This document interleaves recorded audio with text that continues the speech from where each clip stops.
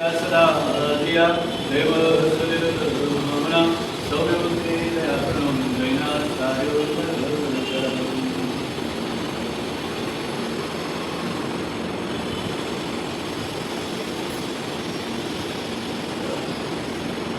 शास्त्र बात समझाने का प्रयत्न करते हुए यहाँ पर बात करते हुए कहा कि शायद जीव जन्म लेने के बाद विरोध से निकलने के बाद में 84 लाख चक्र की यात्रा तो करता है, तो यात्रा करते करते थकने का नाम लेता नहीं है। परिणाम स्वरूप हो सकता है कि भाई सदगति भी प्राप्त हो जाए, और परिणाम स्वरूप ये भी आता है कि दुर्गति भी प्राप्त हो जाती है। जीव चाहे तो देवगति में भी चला जाता है, और कभी कभी जीव ऐसा भी है कि गलत गति में भी चले जाते हैं। सदगति के दरवाजे शायद खोलने के लिए मेहनत करने की जरूरत पड़ती है, दुर्गति के दरवाजे खोलने के लिए मेहनत करने की जरूरत नहीं है, दरवाजे अपने आप खुल ही जाते हैं। यहाँ पर हम बात अपने आप में समझने का प्रयत्न करेंगे। वह जो बात कर चल रही थी परमात्मा के साथ में हमारा अटैचमेंट कैसा होना चाहिए, वो हमने देखा, हमने समझा, हमने विचार किया। हम अपने जीवन को लेकर के आज जिंदगी की बात करने का प्रयत्न करेंगे। सुंदर सी आसान सी जिंदगी है, मनुष्य को मिल तो गया है। इस मनुष्य लोग के अंदर ये मनुष्य को शायद मिल गया। कहते हैं हमारे जीवन की 3 पन्ने की जिंदगी हमारी ऐसी है, 3 पन्ने की डायरी, और उस डायरी की हमारी ऐसी जिंदगी है जिसमें पहला पन्ना था जन्म का पन्ना, जो पन्ना शायद हमें पता नहीं था फिर भी लिखा गया। शायद उसमें हमें कोई महत्व समझ में नहीं आया, हमें पता नहीं था, हमें मालूम नहीं था। जो जन्म का पन्ना एक ऐसा पन्ना था कि जो लिख दिया गया, जन्म हमारा हो गया, हम किस राज्य में जन्मेंगे, किस देश में जन्मेंगे, किस क्षेत्र में जन्मेंगे, किस नगर में हमारा जन्म होगा, किस घर में होगा, किस कुल के अंदर हमारा जन्म होगा, इसका हमको पता नहीं था। हमारा जन्म हो गया। हम सोचने जाए और विचार करें तो देखना है, आपको पता नहीं था कि आप राजस्थान के अंदर ही जन्म लेंगे, या आपका जन्म गुंटूर में होगा, आपका जन्म जैन धर्म के अंदर होगा, या सनातन धर्म के अंदर होगा, मुस्लिम समाज के अंदर होगा, आपका जन्म क्रिश्चियन के अंदर होगा, किसके अंदर होगा, किस राज्य में होगा, किस नगर में होगा, किस समाज के अंदर हमारा जन्म होगा, किस कुल के अंदर हमारा जन्म होगा, इसका हमको पता नहीं था। ये पहला पन्ना था, जन्म। दूसरे नंबर की बात करते हुए कहते हैं कि हम देखने जाए बड़े सौभाग्यशाली रहे कि शायद हमें जैन धर्म मिल गया, जैन मिल गया, सनातन धर्म मिल गया, हिंदुस्तान की ये धरती मिल गई, आराधना साधना करने का समय मिल गया, ब्रज क्षेत्र मिल गया, और हमारा ये जन्म मनुष्य बहुत अच्छी तरह से चल रहा है, 5 इंद्रियों से सलामत मिल गई, सब कुछ हमें अच्छा मिला, परम पिता परमात्मा की कृपा थी, जन्म अच्छे कुल में मिल गया। दूसरे नंबर पर बात करते हुए कहते हैं कि दूसरा पन्ना है जो है जिंदगी का मृत्यु का पन्ना। मृत्यु का पन्ना एक ऐसा पन्ना है, ये भी लिख करके तय है, लिखा जा चुका है, इसे हम नहीं लिख सकते हैं, ये भी लिखा हुआ है। हम कब जाएंगे, कब हमारी किस समय पर कैसे मृत्यु हो जाएगी, इसका भी हमको पता नहीं है। किसी को मालूम है क्या? बोल अपने गली जगह है हमारे।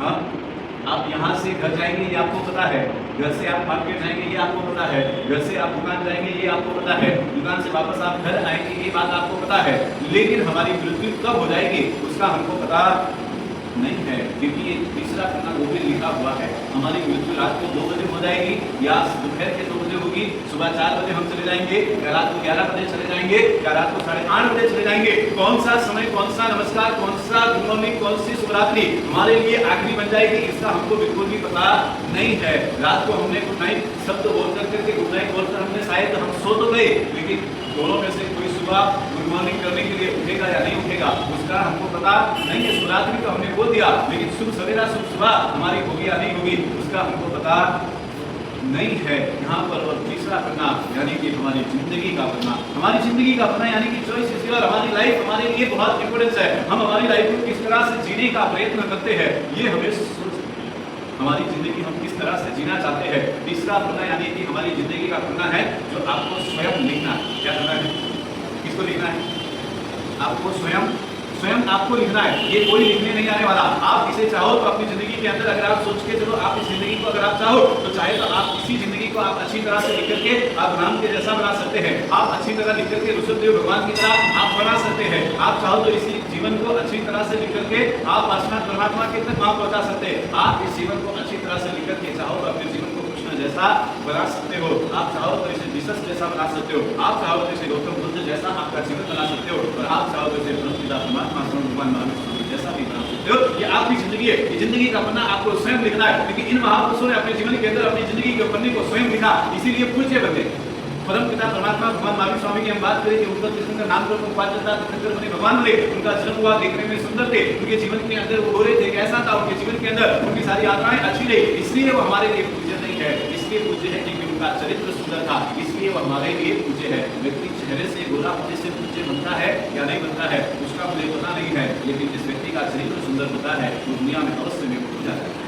और इन सब महापुरुषों के जीवन के अंदर इनका चरित्र इन्होंने अपने आप में सुंदर बनाने का प्रयत्न किया। आप विचार करें कि जिस शिष्यों के कारण उन्हें लटकाया गया, जिस शिष्यों के कारण उनके जीवन में इतने सारे दुख आए, जिस शिष्यों के कारण उन्हें सर्कल पे बांधकर लटका दिया गया, दोनों हाथों में पांव में खिल्ले ठोक दिए गए और उनको नगर के बीच के अंदर में चार चौक यानी कि चौक के अंदर उन्हें बांधकर लटकाया गया और अंतिम इच्छा उनसे पूछी गई। और उस समय पे उन्होंने मुझसे मात्र सिर्फ इतना ही कहा कि जिनके कारण मैं यहाँ पर पहुंचा हूँ उन दो शिष्यों को खाली मेरे सामने बुला दो। मेरी अंतिम इच्छा एक ही है कि उनको यहाँ पर सामने बुलाओ, उनके चरणों को धोकर के मैं उनके पानी और चरण के परण को और वो पानी को मैं अपने मस्तक पे धारण करना चाहता हूँ। और अंतिम इच्छा उनकी पूरी की गई। शिष्यों को बुलाया गया, शिष्य वहां जाने के लिए तैयार नहीं है, शर्म नहीं है, शर्म के मारे उनके हाथ में वो शर्म है, उनके सामने जाने के लिए रेडी नहीं है, लेकिन राजा का आदेश है, नगर का जाना पड़ेगा। और वहां पे जाते और विशेष पानी से उनके पांव को धोकर के अपने शिखा से अपने बालों से उनके चरणों को साफ कर करके वो पानी अपने सिर पर लगा करके वहां से उनको लगाते और कहते कि इन्हें कोई सजा मत देना, इन्हें माफ कर देना, इनको यहाँ से बरी करके इनको छुटा कर देना। और उस समय पे वहां पे उन्हें छोड़ दिया जाता है। और अंतिम समय में राजा के मन में एक प्रश्न उठता है कि आपको सब कुछ पता है, फिर भी आपने इनके सामने कोई गरीब देखी, इनके सामने आपने कोई अकेल देखी, आप इसके अपने जीवन के अंदर में आप चाहो तो अपने बचाव में कुछ नहीं कह सकते थे। और उस समय पे उन्होंने कहा कि इन्होंने जो किया है शायद इनको पता नहीं है, अज्ञानतावश इन्होंने जो कार्य कर दिया है, लेकिन उसके लिए मैं इन्हें सजा दिलाऊं इतना भी मेरे हक में मेरे सामर्थ्य में नहीं है, इसलिए इन्हें माफ कर देना। मैंने तो माफ कर दिया है, राजन आप भी इन्हें माफ कर देना। और वो माफ कर देने की बात उन्होंने वहां क्षमा कर दिया और क्षमा कर दिया, इसलिए वो लोगों के दिलों में भगवान बन गए। और इसीलिए आज दुनिया उनको जीसस के नाम से पूछने का प्रयत्न करती है। हमारे जीवन के अंदर में अपनी जिंदगी का पन्ना उन्होंने क्षमा के साथ में लिखा, इसलिए वो खुश बन गए। परंतु परमात्मा के जीवन को हमने देखने का प्रयत्न किया है। यहाँ पर बात करें गौतम की हम बात करें, गौतम अगर कहते हैं उनके जीवन की हमने बात बहुत सारी देखी है। गौतम बुद्ध की हम बात करें, राज्य के अंदर आप विचार करो, कहते हैं कभी कभी हम अपने घर की व्यवस्था देखने के लिए निकलते, इसका हमको पता नहीं होता है, हमारे घर में क्या चल रहा है उसको हमका पता नहीं है, लेकिन पड़ोसियों के घर में क्या चल रहा है उसका हमें बराबर पता होता है। पड़ोसियों के घर में क्या चल रहा है हमेशा देखने का प्रयत्न करते हैं, हमारे घर में क्या चल रहा है हम उसे देखने का प्रयत्न नहीं करते हैं। हमारे घर के अंदर हमारे भाई नाराज है, हमारे परिवार के अंदर हमारी माँ नाराज है, हमारे पिता नाराज है, हमसे खुश नहीं है, उसकी हमें चिंता नहीं है। हमारी देरानी की जेठानी के बीच में नहीं बनता है, उसकी हमको चिंता नहीं है, लेकिन पड़ोसी के घर में बनता है या नहीं बनता है उसकी चिंता हमको बहुत ज्यादा। हमारे आज के जीवन की सत्य हकीकत है। कल प्रदर्शन नहीं था, बहुत सारे लोगों ने स्टेटस बनाया, बहुत कुछ लोगों ने क्या देखा, कहते कि दिन आता है तो हम उत्सव मना लेते हैं, लेकिन अगर हृदय के अंदर भाइयों के प्रति अपने आप में एक प्रेम आ जाए, भरत और राम जैसा जीवन में एक प्रेम आ जाए तो हमारे लिए रोज प्रदर्शनी हो जाती है। देरानी जेठानी अगर एक दूसरे को समझकर चलने का प्रयत्न करे तो शासन के अंदर देरानी जेठानी के नाम के मंदिर और उपासना धर्मशालाएं बन जाती है। भाई के जीवन के अंदर में उन्हें कुछ मिले या ना मिले, लेकिन अगर सही ढंग से मांगने का प्रयत्न करे तो बड़े से बड़े चिनाने भी उनको दिए जा सकते हैं। उन्हें सारी अपने जीवन के अंदर में अपने आप में उन्हें समझने का प्रयत्न करना है। मैं हमेशा कहता हूँ शायद राम लक्ष्मण जैसे बने या न बने, उनके जैसा प्रेम शायद आए या ना आए वो तो दूसरे नंबर की बात है, लेकिन परिवार के अंदर प्रेम भरत और राम जैसा होना चाहिए। जिस कहते हैं कि जिस माँ की वजह से उन्हें 14 साल वनवास सहना पड़ रहा है, जैसे कहते हैं कि नंदीवर्धन के प्रेम के खातर परमात्मा को स्वयं भी 2 साल के लिए दीक्षा उन्होंने अपने आप में लेख कर दी, मात्र और मात्र सिर्फ नंदीवर्धन के प्रेम। हमारे जीवन के अंदर में ऐसा प्रेम कभी आता नहीं है। और भरत महाराज जी के भरत के जीवन के अंदर राम के प्रति वो प्रेम जिनकी वजह से, लेकिन उनका भी संकल्प है वही उनको 14 साल के लिए वनवास जाना पड़ा। गद्दी पे मेरी माँ की इच्छा है कि मुझे बिठाया जाए, लेकिन ये अधिकार राम का है और जब तक वो वापस नहीं आ जाते तब तक ये सिंहासन पे कोई रहेगा नहीं। आज एक छोटे से टुकड़े की जमीन के लिए परिवार में अलग हो जाते हैं, एक छोटे से 10 लाख 20 लाख रुपए की चीज हमें नहीं मिलती है, हम भाई को छोड़ देने का प्रयत्न करते हैं, परिवार हमारा अलग हो जाता है। एक घर के जमीन के टुकड़े के लिए हमने अपने 50 साल गुजारे हुए सब संबंध वहां पर छोड़कर अलग हो जाते हैं। सोचो, आप विचार करो कि आप जिसके साथ में 20 साल जिसके साथ खाए, जिसके साथ पढ़े, जिसके साथ बड़े हुए, उसके सामने एक टुकड़ा जमीन का क्या महत्व लगता है, लेकिन हमें उस समय में जमीन का टुकड़ा महत्व होता लगता है और एक थाली में खाके बड़े हुए महत्व का नहीं लगता है, हम वहां से अलग हो जाते हैं। गौतम बुद्ध के जीवन के अंदर में नगर के अंदर देखने के लिए यात्रा करने के लिए निकले और यात्रा करने के लिए निकले, अचानक उन्होंने एक बुरे आदमी को देखा और बुरे इंसान को देख करके कभी राजकुमार कभी महल से निकलने का काम नहीं पड़ा, लेकिन अचानक एक दिन वो निकले और बुरे आदमी को देख करके उन्होंने कहा कि सारे लोग जवान हैं और ये आदमी ऐसे बुरे इस तरह से झुक के इस तरह से लकड़ी का सहारा लेकर के क्यों चल रहे, इनके जीवन में ऐसी क्या तकलीफ आ गई। और उस समय पे सेवक ने कहा कि भाई राजकुमार की कोई तकलीफ नहीं है, अच्छे है, स्वस्थता है, बस तबीयत खराब है, थोड़ी उम्र हो चुकी है, बूढ़े हो चुके हैं, इसीलिए लकड़ी का सहारा लेकर के इनको चलना पड़ रहा है। और गौतम बुद्ध ने सोचा कि एक दिन मुझे भी ऐसा होना पड़ेगा। उन्होंने सेवक से पूछा, उसने कहा कि महाराज ये तो सबके जीवन में आता है, आज मैं भले इतना बलवान हूँ, एक दिन मुझे भी इसी हालत में जाना है। आज आप बड़े राजकुमार है, लेकिन एक दिन आपको भी इसी हालत में आना है। और ये शब्द उनके कान में पड़े और गौतम बुद्ध के जीवन के अंदर में